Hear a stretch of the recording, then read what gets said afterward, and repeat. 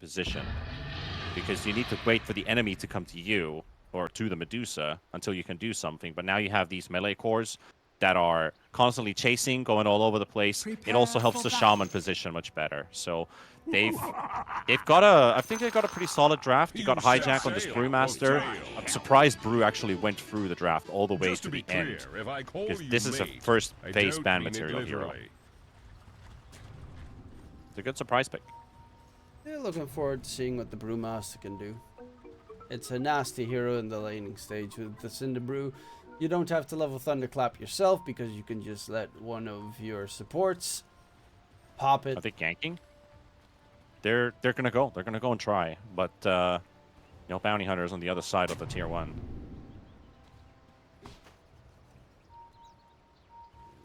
A bit unfortunate. Could have seen a nice level 1 brawl. Yeah, they're all dipping out towards the opposite end.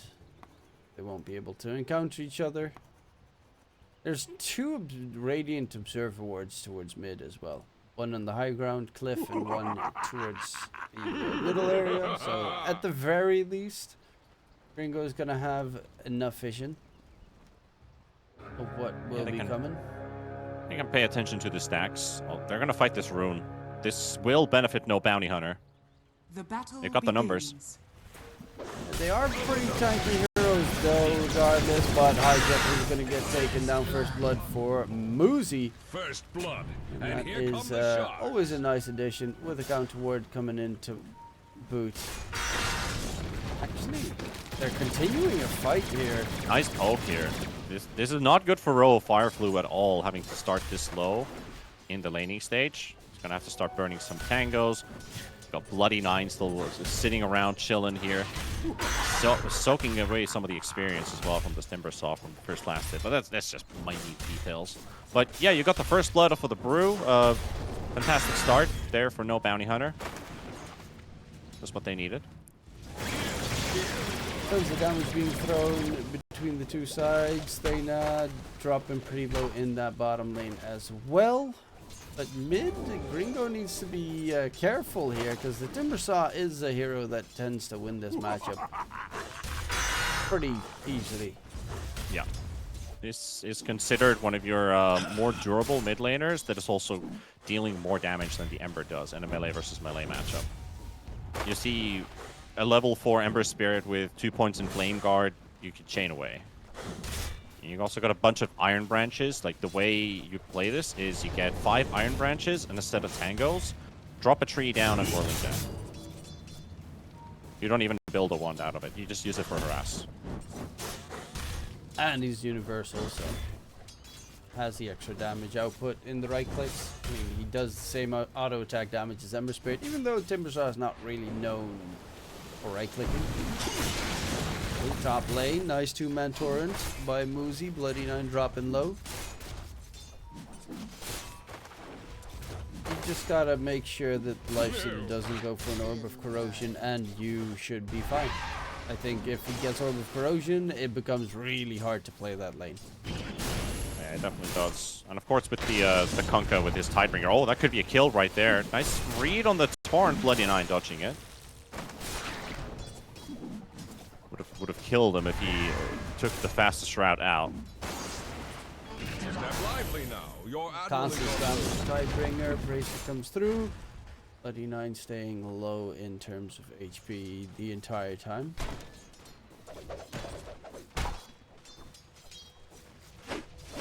Still no big difference coming out from CS. I think everybody's enjoying their laning stage right now. We're going to wait for a couple levels to kick in until the real action sparks. And I wouldn't be too surprised if it actually happens down in mid instead of the side lanes. In the top lane, they're keeping each other low the entire time. It's kind of scary. And keeping up the poke. Keeping up the poke. You kind of have to as well against Lifestealer, because he does have a big benefit coming out of Feast. So you gotta win by trading the whole time.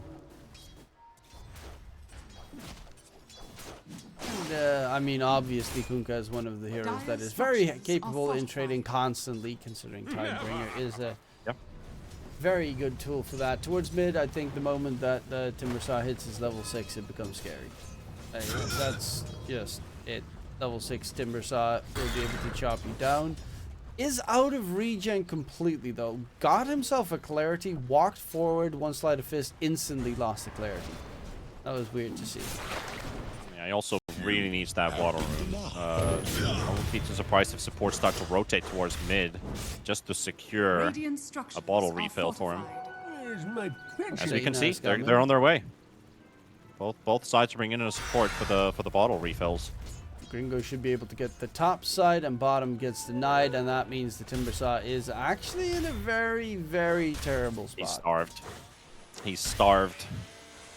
This is the moment where you tell one of your supports, go play aggressive, feed the enemy, and teleport mid and refill my bottle. Well, at least this is what your mid player is hoping. He has the bounty rune to at least use. Luckily enough, that wasn't stolen by the Michael top lane line. Speaking of which, I didn't even realize that Thena and Michael swapped positions again. They've been very interchangeable in pulse 5, pulse 4. Yeah, and both of these heroes they both work fine as 5 and 4. Both range heroes with a stun. You can swap around the lanes if necessary. I feel like the Lion is actually even better in the top lane versus this Life Stealer. Because Gyrocopter has no reliable way of getting a stun to connect. And actually doesn't really get to harass the Life Stealer either. Funka is going to be doing the majority of the poking anyway, but having Lion with that little bit of extra versus the Vengeful Spirit is handy. And at the same time, Thena has more camps to work with a Gyrocopter, which makes it a lot easier with the Monkey King. He only needs a bit of vision, and Gyrocopter is always going all over the place, so I feel like it's a big benefit having him there. Now you got a 2 versus 1 mid. Well, they are going to get the shackle in, but that means bottom lane. Hijack is also alone. Master given away. Thana's actually diving underneath the tower here. It's a ballsy move, but it does mean that they can at least get the Lotus to be secured. Lion does get taken down. Muzi with the torrent coming through. Will find a kill on the run. Oh, the creeps! The creeps were blocking arms from getting into range of Muzi. Towards mid right now. Gringo used his Fire Remnants and got the bottle refill in his base. It seems we'll be able to get the kill onto the Timber Saw, and that's not a situation that you tend to see too often, where a Timber Saw gets soloed 3 in by bottom an now. Ember. They're gonna leave the Life Stealer alone on top because he's fine. They just rotated bench for bottom. Big kill opportunity. Yeah, Thana's gonna die. He's even walking underneath the tower, knowing there's no use in even attempting to stay longer. But it does mean earn charges for Hijack. It's just outside of cast range. Also, the vision cuts out from the trees. But yeah, that was a good rotation from Bloody 9. Recognizing that they had to do something to relieve the pressure off of this bottom lane for the Brewmaster, who is drastically falling behind in farm. It's 32 versus 19.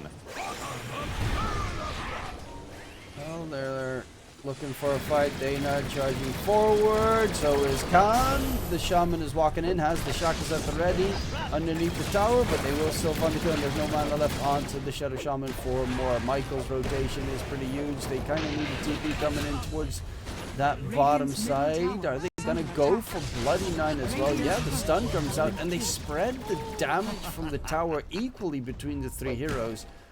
So all 3 of them survive perfectly. Very nicely played. Getting the backup what they just needed to go for the continued dive under the tower. Nicely communicating there with the rocket and having Monkey King jump from the trees at the same time, forcing one ability into another, and then the Lion relieving the pressure. Roo just nuked this Ember Spirit from like 35% to 0 right away. Yeah, that's Timber Saw. Once he's got Chakram with the Whirling Death, you've got a nice level 4 Flame Guard. It's not going to soak up any damage. You're just going to get absolutely chopped through. But it was like he was sitting in the lane just CSing. Oh, it's a quick delete.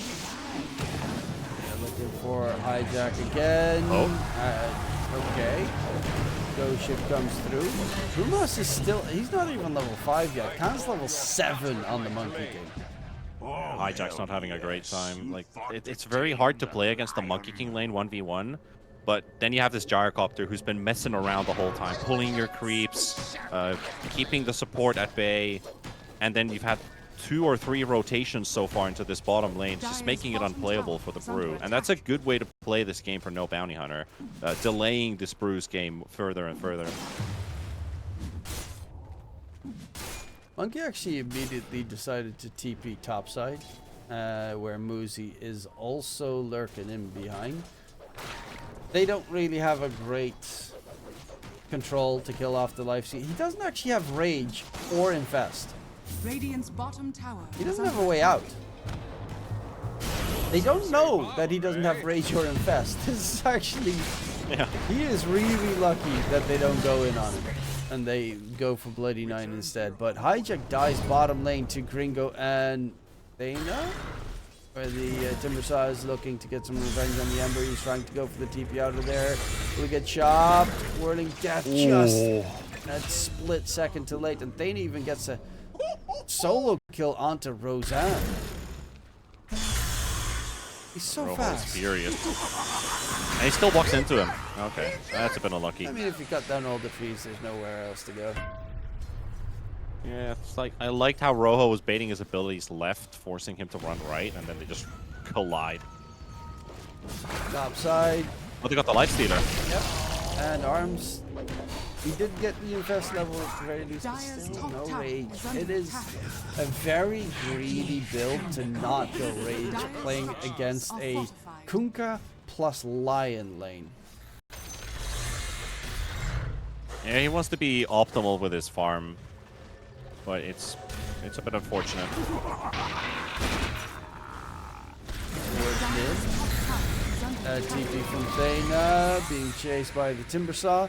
He's gonna get stunned. They are rotating heavily. Gringo's coming in as well. Radiant's courier. Gets a courier sniper at the very least. Rojo's doing so much damage, but they have a lot of magic behind them. That should be enough to secure it. Indeed, Rojo does drop. He is building into... Okay, I think he was... Yeah, he was about to get his Veiled Discord delivered as well. Well, that was, you know, honest day's work, killing the Timbersaw at 11 minutes. That's a very good kill for no bounty hunter. Again, putting them in the driver's seat this game. Top lane went well, bottom lane was a success. Even if mid was a bit difficult for Mr. Gringo. He's recovering with his team. They're coming from all different directions. Hijack TP through, has the Bruce split available, and with Rojo coming in, Michael is dead. But you force out double TPs plus the Bruce primal split. If they get the gyro, it is worth it. Yeah, they'll get the double kill at the very least on the Bruce split. So it's not too shabby towards the mid. Yeah, just what you want from your first primal split. It's always kill or nothing. You need to get a kill with that. Maybe even into an objective push. Down, top side. They don't have the numbers. It's difficult for the Monkey King. Yeah, it's also popped thanks to the soul release, so he cannot get on top of the tree with the tree dance. Roxanne actually walks inside the Wukongs, gets stunned, instantaneously killed. Gringo's got a double damage. There is no brew split to keep the Brewmaster alive. They find 2 kills, and the monkey, through all of that, didn't even die. I think they respected the Wukongs way too much there. Especially the Timbersaw. He shouldn't really care about a Wukongs at this stage. Yeah, it's like either you go or you don't. Basically, if you see the Wukongs, just fully disengage. But you see a bit of undiscipline on the team because they're not sure if they can just sit around for this long with an enemy tier 1 tower still up, which they easily are teleporting to save their Monkey King, their most valuable hero in the game right now. Dire's structures are fortified. No, the Mage Slayer is done. Okay, I was just quickly checking because I needed to be sure, but the Mage Slayer does spell damage reduction, which means Timbersaw does a lot less damage. Oh, the tree gets cut. Can bottom lane. Well, Arms comes charging forward. We'll be able to get the kill. It's big. Rage was used and Infest is on cooldown. So in response, can they kill off Arms? They do not have the finger available. Arms is actually going to be able to survive for a little bit longer. Has the Infest into Bloody 9. He goes. The Ghost Ship's not going to be able to connect. And they find he just got level 6. kills, and this is going to be the catch onto Muzi coming in. Call down onto 4 heroes in the area. But Dana, yeah, this might just be a 4th death. No bounty. They're all constantly just feeding in the area, and the only one that has really the damage to fight there is Gringo, and he wasn't there. This was a big win for GRIN, and especially from the perspective of Arms. First, he gets the kill off of Khan and starts this whole cycle. He then gets a kill on Muzi and a kill on the Gyrocopter, and he's on top of the net worth board. That is a massive recovery for Arms, who was doing okay in the laning stage, got killed once with everybody else dying around the map. And now they just finished the full-on team wipe. They just got the Ember as well. He had Flame Guard on, and he was standing AFK inside the trees, and his enemies just walked past it, and they all took damage. So it was kind of obvious where he was standing. Classic high Shaggy. Okay, net worth wise, we're even Stevens. Timbersaw is top net worth. Arms is second. He's going for his Radiance. Khan That's a 5k swing. Battle Fury. That's a 5k swing in 2 minutes, by the way. That just went horribly bad in no time.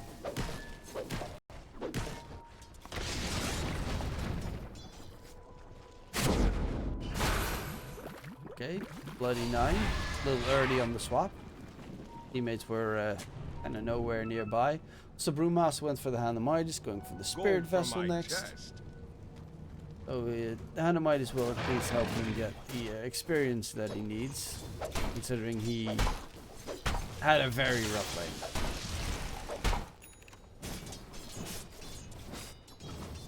Well, his team is making all the effort to get Hijack back into this game. You've got Arms already topping the net worth, or was. He's already at the top pretty much there. Yeah, Rojo Fireflu, who's off to a very good start in this game.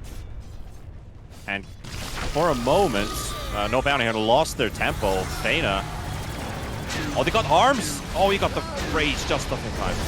Yeah, cooldown was used as well. They lost Dana in the process. Gringo gets shackled underneath the tower as well, and that is a double kill there. Currently just kind of feeding, as I say that Michael just walks in and annihilates Arms right there. That was, he just straight up walks forward and gets the job done. Gets the money for the blue because of it. He kind of makes the trade even-ish. Of course, there's more heroes dying on the side of No Bounty Hunter, but punishing Arms, slowing him down a little bit there is an important pickoff for them to get. Also, a Finger of Death stack, which is always nice to have as a support player. They could TP to defend this, though. Gringo is trying to get that done. He's alone. He's alone. Not again. Nice. Oh, the torrent! torrent! With the torrent, guys, that's huge. They get a 3-man kill, and the Timbersaw is left behind. That was Muzi. I mean, last game we saw a godlike clutch Magnus, and right now that torrent, everything. Obviously, you know, we gotta say, great bait from Gringo. Don't know if it was necessarily meant to keep them all grouped up at the same spot, but by golly, did he just turn that one around on that beautiful Muzi Kunkka. Yeah, that was like, I was worried for the Ember Spirit there because he's gonna run out of durability soon. He's not the tankiest of heroes. Oh, Michael, what are you doing? He was standing on the very edge, on the high ground, and Bloody 9 hit him with the Wave of Terror swap in the tower. Right. And gets the kill. It was I mean, his positioning was kind of weird, but I missed how they knew he was standing there. We've got 2 chases going on. Thanos being chased by Rojo.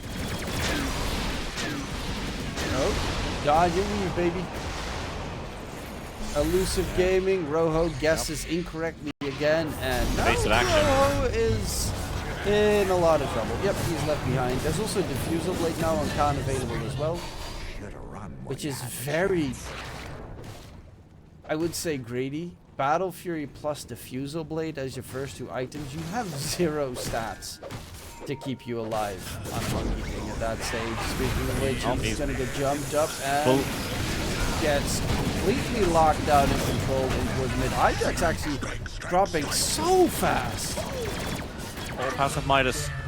Oh, he wanted to use it so bad to get out of there as well, but yeah, it is a semi-greedy build-up, having this Battle Fury into Diffusal, but at the same time, it does enable him to fight a lot. And what's going on in this game? 42 kills in 19 minutes. We have more than 2 kills a minute pace, which is an absolute bloodbath. Oh, bounty! Gyrocopter, okay, he did just buy out 4 staff. I was wondering, he had a casual 2.4k gold in his inventory. Was waiting for his item to be purchased, but 4 staff makes sense. You're playing against Life Sealer, you want to kite as much as possible. To be fair, he's doing a really good job at, in general, kiting, especially with Timbersaw. Where Arms are unable to catch him in time. And Rojo on the other side tries to catch off the retreat, but too elusive, they beat. On Zadidi rune.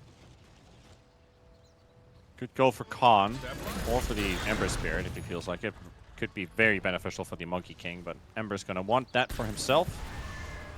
They could... Do they have any smokes? They have a smoke, yeah. Lion just brought it from his backpack. They could just smoke up and go.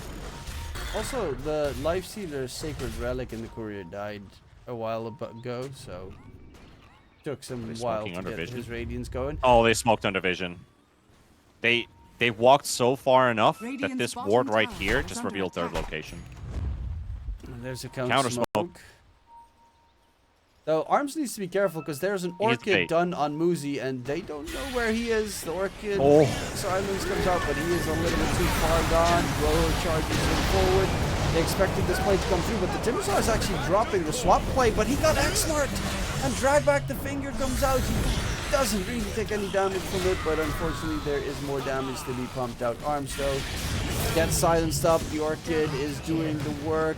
Drag back, taking down Roseanne. Last but not least, will be dead and done in. Gringo double damage. Ember Spirit quad kill secured.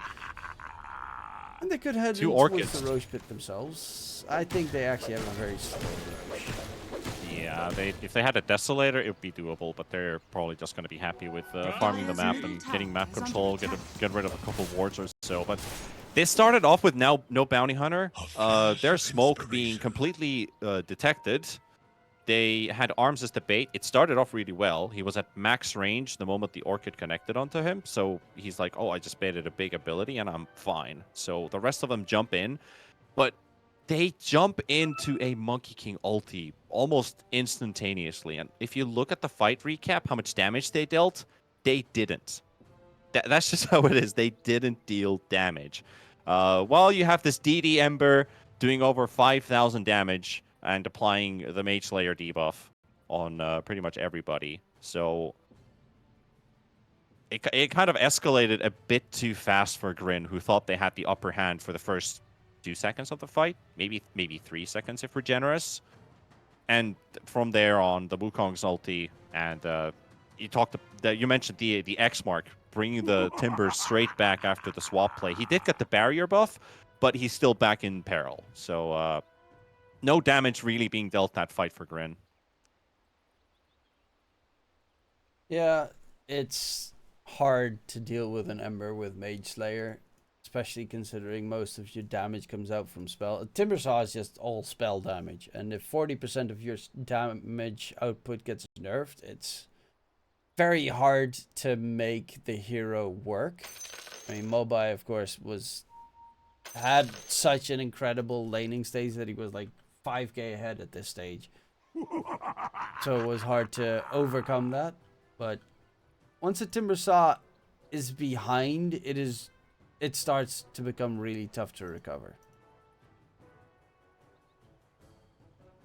Well, we have a bit of a breather pause. GRIN's gonna need that at least. Kind of calm themselves down a little bit because they win some fights and then they lose some fights, right? You know, they give and take. It's all over the place. Hopefully the lag issues can be resolved momentarily. Monkey King has reconnected. Khan, of course, playing from EU. So, has a little bit of ping, I would assume. Shouldn't be too problematic, though. And back to action we go. You still got this tier 1 in bottom. You can open up towards the Wisdom Rune, which is exactly what they're thinking about right now. It literally just spawned. So that's a freebie pickup. There's a TP coming in from the Shaman. But he's going to be a bit too late for it. Unfortunate. Maybe they can get some vengeance. Yeah, they'll find the Lion. He should be. Lion almost has more levels than Timbersaw. That's how crazy that last fight was for No Bounty Hunter.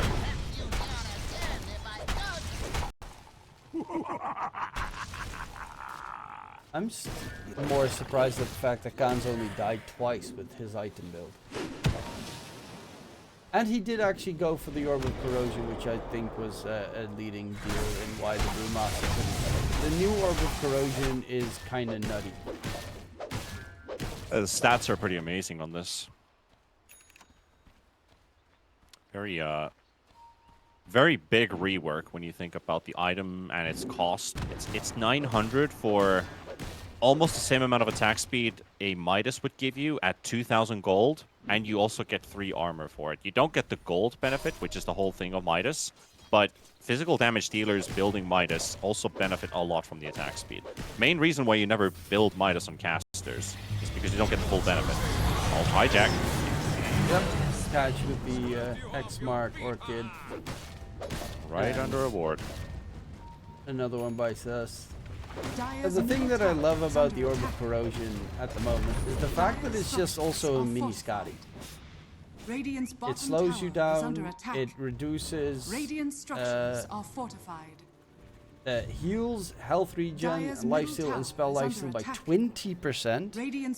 And the dot even works on buildings. So you can even use it to the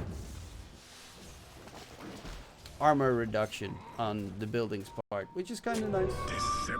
Usually that was kind of the downside of the item, that you lost the one tool to take buildings a little bit faster. I ain't gonna get dumped under the tower. So tier 1 gone as well. Oh, look at that. Actually found Roseanne at the back too with the vision from the Ember Spirit. I actually expected him to stay alive, so I even looked back at Arms just farming away. Can't be done with, well, he's building into the Manta style. They have an Orchid, so it makes a lot of sense that you need to get a Manta. Probably even a BKB at one point. Because they have quite a decent amount of tools here on the No Bounty Hunter side. Radiant are scanning. Well, still holding on to a 10k lead.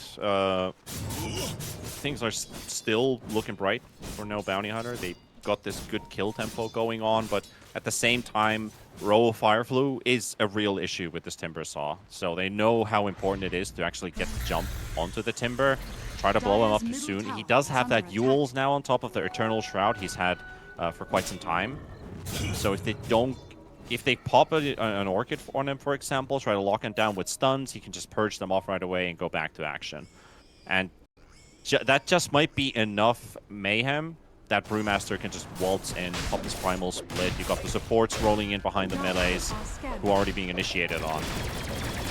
So it's kind of a very standard type of go, go, go, go, go type of Dota, where everyone can just follow up one after the other, and everyone gets their benefit. The only problem is the moment they start disengaging on the side of GRIN, you have no damage dealer to hit back if everyone's kind of trying to reposition or move out of the fight, because you don't have a Medusa, which is the counterpart of having melee cores.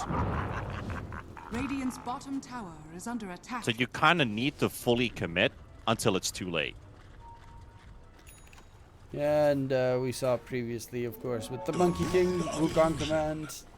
You're not sure if you need to kill him, but you kind of can't go in because you're gonna die.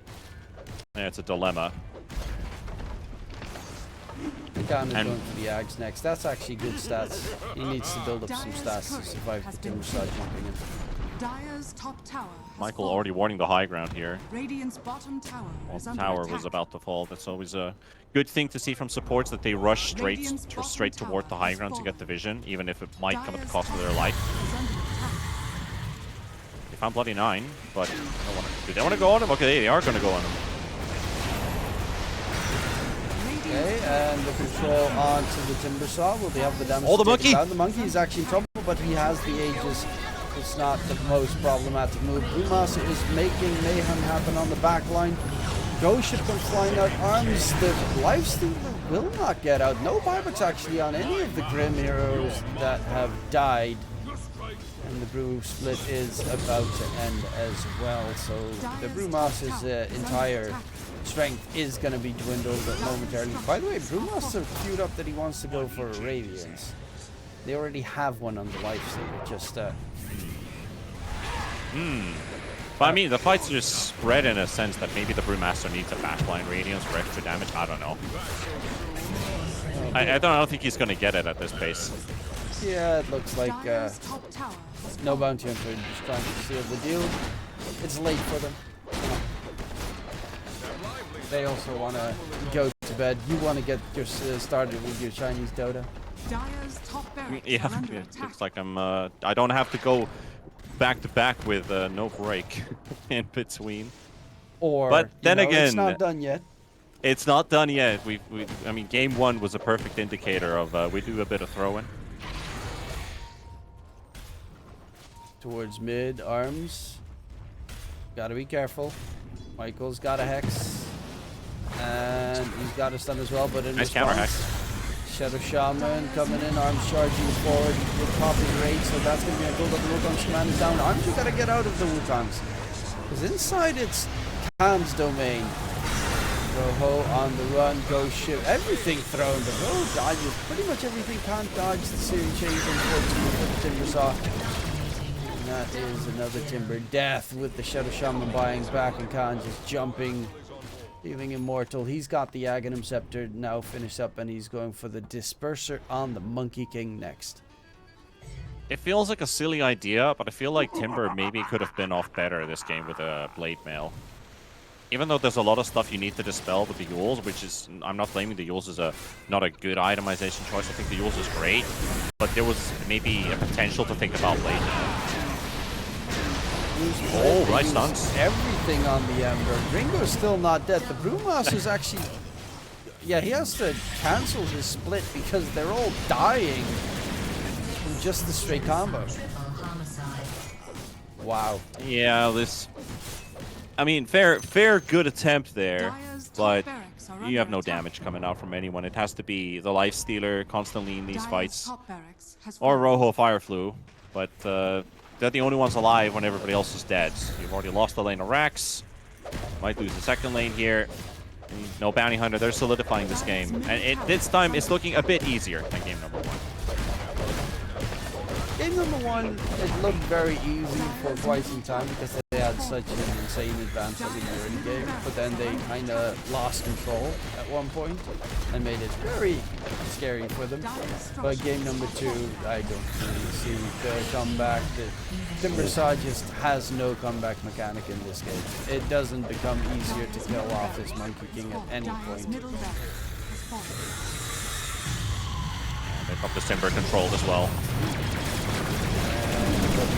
Kill, Wukong's command comes down, drag him back, no movement possible. Go for the tier 4s, they know there's a tier 2 still standing bottom, so they can't get megas. Might as well just try to finish it. There is no fortification available for GRIN Esports anyway. Arms with the rage, Give it a fight. Fest into an illusion, will be dragged back away from his fountain. The swap save attempt. Will Arms get to safety? Yes, he will, but the rest of his team is not going to be so lucky. Brewmaster buyback split in 20. Hell, even the Split's in trouble with the Battle Fury and all the AoE that they have. There we have it. GG. That's a clean 2-0. Clean. I'll take my words back. It's a 2-0 for No Bounty Hunter. Radiant victory. Yeah, they look pretty good. I definitely think that of the No Bounty Hunter roster, Thane's been the one that has been the most impressive to me. Obviously, so